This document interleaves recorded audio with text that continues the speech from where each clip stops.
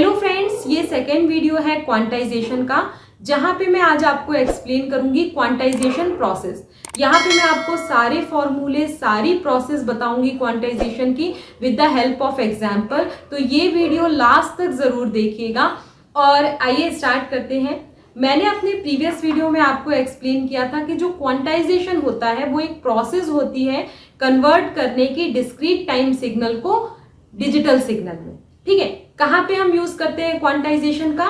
Quantization हम करते हैं जब हम पल्स कोड मॉड्यूलेशन करते हैं। ठीक है, पल्स कोड मॉड्यूलेशन में हम अपने कंटिन्यूअस टाइम सिग्नल को, यानी अपने वॉइस सिग्नल को या कंटिन्यूअस एनालॉग सिग्नल को कन्वर्ट करते हैं डिजिटल सिग्नल में।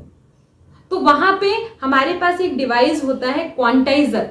वो क्वांटाइजर क्या करता है? हमारे डिस्क्रीट टाइम सिग्नल को कन्वर्ट करता है डिजिटल सिग्नल में।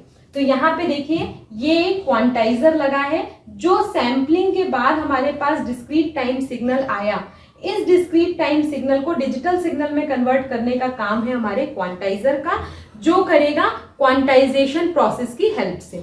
ठीक है, अब इसमें हम कर क्या रहे हैं? क्वांटाइजेशन में बेसिकली हम राउंडिंग ऑफ करते हैं या फिर अप्रोक्सीमेशन करते हैं वोल्टेज का। हमें मालूम है कि हमारा जो कंटिन्यूअस टाइम सिग्नल होता है उसमें एक डेफिनेट टाइम पीरियड में इनफाइनाइट एम्पलीट्यूड्स होते हैं। मतलब यहाँ पे देखिए, ये 0 सेकेंड है और ये मान लीजिए हमारे सिग्नल का 2 सेकेंड है। तो 0 से 2 सेकेंड के बीच में देखिए हमारे पास इनफाइनाइट एम्पलीट्यूड्स हैं। ठीक है, यानी 0.00001 सेकेंड में भी होगा, 0.00008 सेकेंड में भी होगा, 9 में भी होगा। अगर हम इतने एम्पलीट्यूड सेंड करेंगे तो हमें बहुत लार्ज बैंडविड्थ की रिक्वायरमेंट होगी। तो इस बैंडविड्थ रिक्वायरमेंट को रिड्यूस करने के लिए, बिट रेट को बढ़ाने के लिए हम क्या करते हैं? अपने इस इनफाइनाइट एम्पलीट्यूड को कुछ डिस्क्रीट एम्पलीट्यूड में कन्वर्ट करते हैं। ये डिस्क्रीट एम्पलीट्यूड में हम कैसे कन्वर्ट करेंगे? तो इसके लिए हम राउंडिंग ऑफ करते हैं, यानी इस पर्टिकुलर रेंज में हमारे पास जितने भी एम्पलीट्यूड होंगे, जितने भी वोल्टेज होंगे, उनको हम राउंड ऑफ करके एक सिंगल वोल्टेज में कन्वर्ट कर लेंगे और उसी सिंगल वोल्टेज को अब हम सेंड करेंगे। तो ये जो राउंडिंग ऑफ करने की या ये जो अप्रोक्सीमेशन करने की मेथड होती है उसको हम कहते हैं क्वांटाइजेशन। ठीक है, तो इस तरीके से हम अपने discrete time continuous valued signal को discrete time discrete valued signal में चेंज करते हैं। तो ये हमारा एक ब्रीफ इंट्रोडक्शन हो गया क्वांटाइजेशन का, कि क्वांटाइजेशन क्या होता है और हम क्वांटाइजेशन में क्या करेंगे। बेसिकली हमें क्वांटाइजेशन में राउंडिंग ऑफ करना होता है, यानी अप्रोक्सीमेट सिग्नल जो है वो बनाना होता है अपने एग्जैक्ट सिग्नल। अब मान लीजिए ये हमारे पास एक सैंपल्ड सिग्नल है, यानी एक डिस्क्रीट टाइम सिग्नल है जिसे हमें क्वांटाइज करना है। तो हम कैसे करेंगे? तो उसके लिए यहाँ पे मेरे पास पूरी क्वांटाइजेशन प्रोसेस मैंने स्टेप बाय स्टेप लिखी है, इसी को हम फॉलो करेंगे। फर्स्ट स्टेप कहता है the voltage range is divided into L equal interval.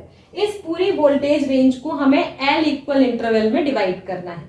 L को फाइंड करने के लिए हमारे पास एक फॉर्मूला होता है L इक्वल टू 2 की पावर n, जहां पे n हमारी बिट डेप्थ कहलाती है, where n equal to bit depth. ये बिट डेप्थ हमें बताती है कि हम हर सैंपल को कितने बिट से एनकोड करेंगे। ठीक है, यानी हमारा एनकोडर कितने बिट का है, कितने बिट की हेल्प से हमारा एनकोडर हमारे सैंपल वैल्यू को एनकोड करेगा। ठीक है, तो अगर हमारी n की कोई भी वैल्यू हो सकती है, अगर 2 होगी तो l की वैल्यू क्या हो जाएगी? 2 raised to the power 2 equal to 4 level, यानी हमें इस पूरे सिग्नल को 4 लेवल्स में डिवाइड करना है। अगर n की वैल्यू हमारी 3 होगी तो l की वैल्यू हो जाएगी 8, यानी पूरे सिग्नल को हम 8 लेवल्स में डिवाइड करेंगे। ठीक है, अगर n की वैल्यू हमारी 4 होगी तो l हो जाएगा हमारा 16, यानी हम पूरे सिग्नल को 16 लेवल्स में डिवाइड करेंगे। तो जितने ज्यादा लेवल होंगे उतनी ज्यादा एक्यूरेसी आएगी हमारे कन्वर्टेड सिग्नल में, यानी जो हम डिस्क्रीट टाइम सिग्नल से अपना डिजिटल सिग्नल बनाएंगे उसमें उतनी ज्यादा एक्यूरेसी आएगी अगर हमारे नंबर ऑफ लेवल ज्यादा होंगे। ठीक है, तो इस तरीके से हम अपना L कैलकुलेट कर लेते हैं। L कैलकुलेट करने के बाद मान लीजिए हमने लिया है n इक्वल टू 2, तो हमारे पास 4 लेवल्स आए। हमें इस सिग्नल को 4 लेवल में डिवाइड करना है, लेकिन हर लेवल की हमारी विड्थ कितनी होनी चाहिए, यानी हमारे 2 लेवल के बीच में कितना गैप होना चाहिए, उसको हम फाइंड करते हैं इस फॉर्मूले से। The space between 2 interval is called step size. जो 2 इंटरवल के बीच का स्पेस होता है उसको हम कहते हैं स्टेप साइज। और स्टेप साइज हम निकालते हैं del equal to V maximum minus V minimum divided by L से। मान लीजिए हमारे सिग्नल की मिनिमम वैल्यू 0 वोल्ट है और मैक्सिमम वैल्यू है 8 वोल्ट, तो हम डेल्टा की वैल्यू कैलकुलेट कर सकते हैं, यानी स्टेप साइज। तो डेल्टा इक्वल टू आ जाएगा 8 माइनस 0 डिवाइडेड बाय 4। ये 4 हमने निकाल लिया, तो ये आ जाएगा 2 वोल्ट, यानी हर 2 इंटरवल के बीच में 2 वोल्ट का गैप होना चाहिए। ठीक है, तो यहां से डेल्टा भी आपको मिल गया, हमें एल की वैल्यू भी मिल गई। तो यहाँ पे देखिए मैंने पूरे सिग्नल को 4 इंटरवल में डिवाइड कर लिया। ठीक है, और हर इंटरवल के बीच का जो गैप है वो है 2 वोल्ट का। तो हमारी स्टेप साइज कितनी हो गई, 2 वोल्ट की हो गई। तो इसको हम कहते हैं स्टेप साइज, जिसको हम डेल्टा से डिनोट करते हैं। ये डेल्टा 0, ये हो गया डेल्टा 1, ये वैल्यू हो गई डेल्टा 2 की, और ये वैल्यू हो गई डेल्टा 3। ठीक है, अब हमें नेक्स्ट स्टेप क्या कहता है, draw the mid line at del by 2 representing quantization level. अब ये जो लेवल हमने बनाए हैं इसकी मिड लाइन आप यहां से ड्रॉ करिए। ठीक है, मतलब 0 to 2 वोल्ट के बीच में 1 वोल्ट इसका मिड होगा, 1 वोल्ट, तो ये कहलाएगा हमारा एक क्वांटाइजेशन लेवल। इन दोनों के बीच से भी एक मिड लाइन ड्रॉ करिए। तो 2 वोल्ट और 4 वोल्ट के बीच का मिड क्या होगा, 3 वोल्ट। ये हमारा दूसरा क्वांटाइजेशन लेवल हो गया। इसके बीच में भी हम एक मिड लाइन ड्रॉ करेंगे। तो 4 वोल्ट और 6 वोल्ट के बीच में ये हमारा हो जाएगा 5 वोल्ट, और 6 वोल्ट और 8 वोल्ट के बीच में भी हम एक मिड लाइन ड्रॉ करेंगे, तो ये हो जाएगी हमारी 7 वोल्ट। ठीक है, तो ये ब्लू वाले जो दिए हैं वो हमारे हैं क्वांटाइजेशन लेवल। अब यहाँ पे देखिए मैंने क्वांटाइजेशन लेवल कैसे बनाए। जो भी हमारी स्टेप साइज है उसको जब हम हाफ करेंगे, यानी डेल्टा बाय 2 पे हमें अपना क्वांटाइजेशन लेवल मिलेगा।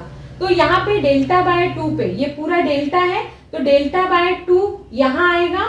ये हमने यहाँ पे लाइन खींच ली, ये जो लेवल आ गया वो हमारा फर्स्ट क्वांटाइजेशन लेवल है। दूसरे इंटरवल में इन दोनों में जो हमारा डेल्टा बाय 2 होगा, मतलब हाफ होगा, वहां से हम एक और लाइन खींचेंगे जो हमारा क्वांटाइजेशन लेवल 2 हो जाएगा। इस पूरे इंटरवल में मिड में हम एक लाइन खींचेंगे डेल्टा बाय 2 पे, तो हमारा थर्ड क्वांटाइजेशन लेवल मिल जाएगा।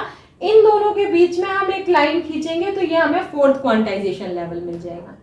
तो अब हमने अपनी स्टेप साइज निकाल ली, क्वांटाइजेशन लेवल निकाल लिए, मिड लाइन जो है वो हमें क्वांटाइजेशन लेवल बता रही है, और ये हमारे रेफरेंस लेवल्स हैं।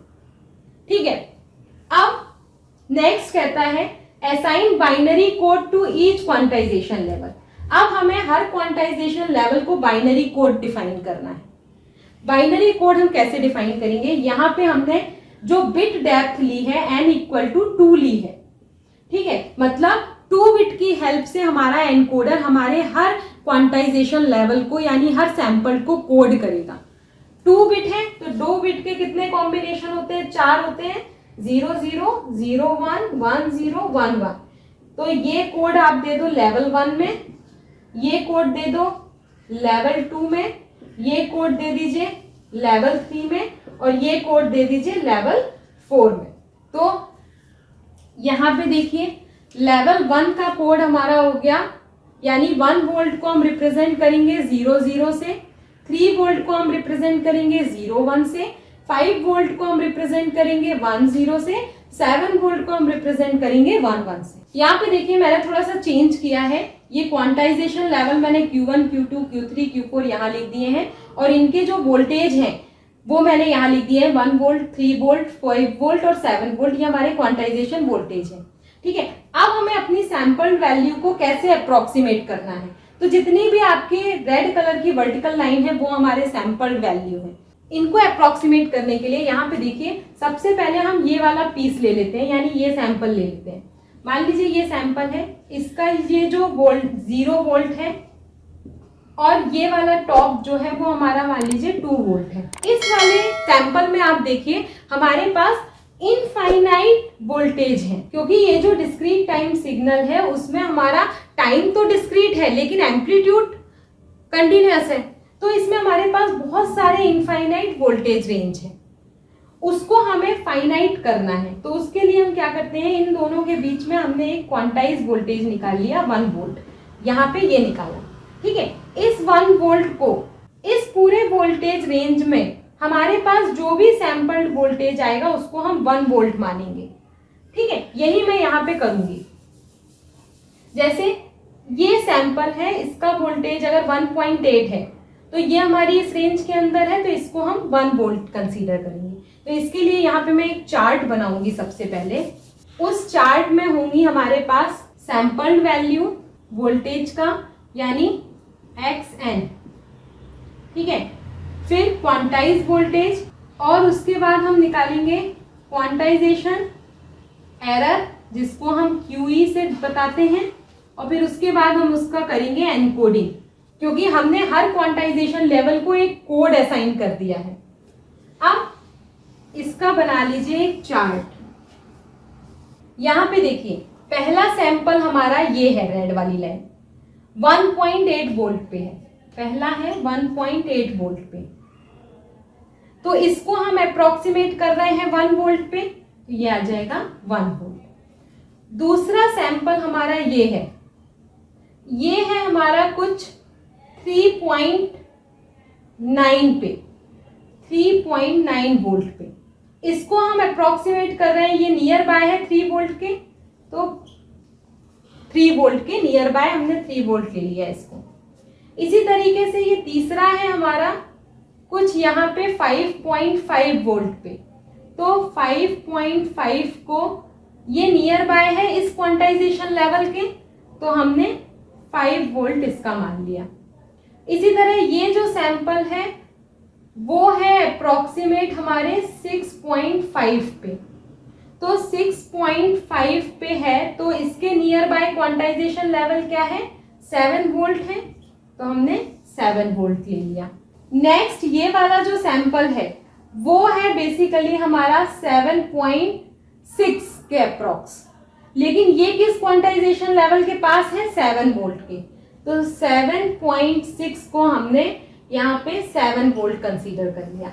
मतलब इस रेंज में जो भी वोल्टेज आएगा उसको हम 7 वोल्ट लेंगे, इस रेंज में जो भी वोल्टेज आएगा उसको हम 5 वोल्ट कंसीडर करेंगे, इस रेंज में जो भी वोल्टेज आएगा 3 वोल्ट, इस रेंज में जो भी वोल्टेज होगा 1 वोल्ट। ठीक है, अब उसके बाद फिर ये हमारा 7.9 के अप्रोक्स है, 7.9, तो इसको भी हम 7 वोल्ट ही कंसीडर करेंगे। ठीक है, उसके बाद ये वाला पूरा 8 वोल्ट, ठीक है, पूरा यहाँ पे 8 वोल्ट है, 8 वोल्ट भी हम 7 वोल्ट के अप्रोक्स ही मानेंगे। इस तरीके से सारी वैल्यू हम यहाँ पे फाइंड कर लेंगे। अब हमें फाइंड करनी है क्वांटाइजेशन एरर, यानी यहाँ पे एरर कितने % आ रही है, तो उसके लिए हम इसको फाइंड करते हैं QE से। QE होता है हमारा सैंपल्ड वैल्यू या सैंपल्ड वोल्टेज माइनस हमारा क्वांटाइज वोल्टेज। ठीक है, तो सैंपल्ड वोल्टेज है 1.8, क्वांटाइज है 1, दोनों को माइनस करेंगे तो 0.8 वोल्ट की एरर आएगी। उसके बाद 3.9 को 3 से माइनस करेंगे, 0.9 वोल्ट की एरर आएगी। 5.5 को 5 से करेंगे, 0.5 वोल्ट की एरर आएगी। 6.5 को 7 से माइनस करेंगे, माइनस 0.5 वोल्ट की एरर आएगी।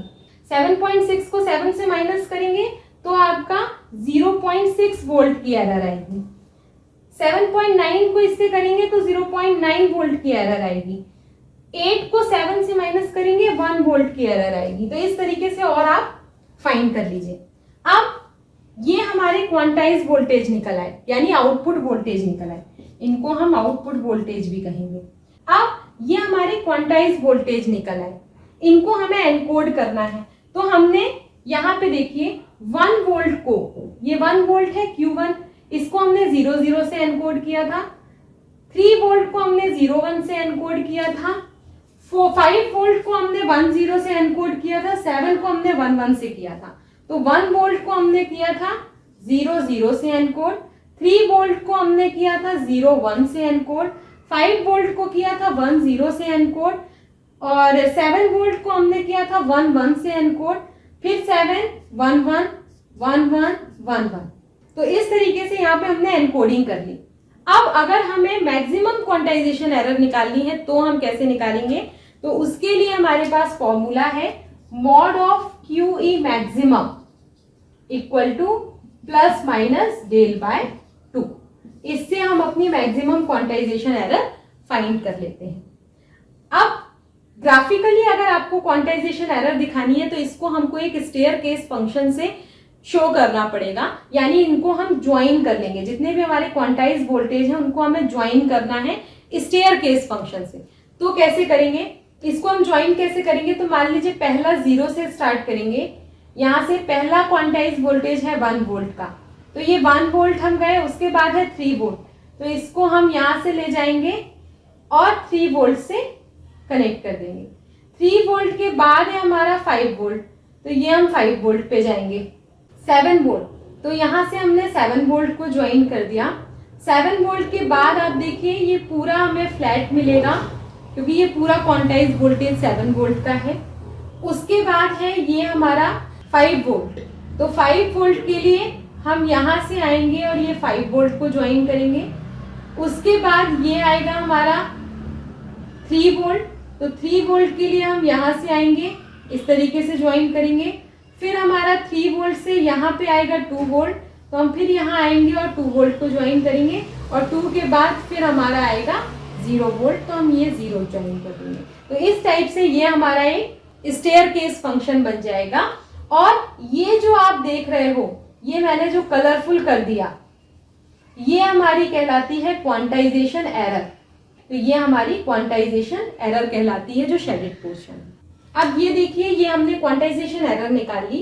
इस क्वांटाइजेशन एरर को देखकर आप कह सकते हो कि हमारी जो मैक्सिमम क्वांटाइजेशन एरर आ रही है वो प्लस माइनस डेल बाय 2 आ रही है। डेल हमने निकाला था 2 बाय 2 कर देंगे, तो ये क्या आ जाएगा 1 प्लस माइनस 1।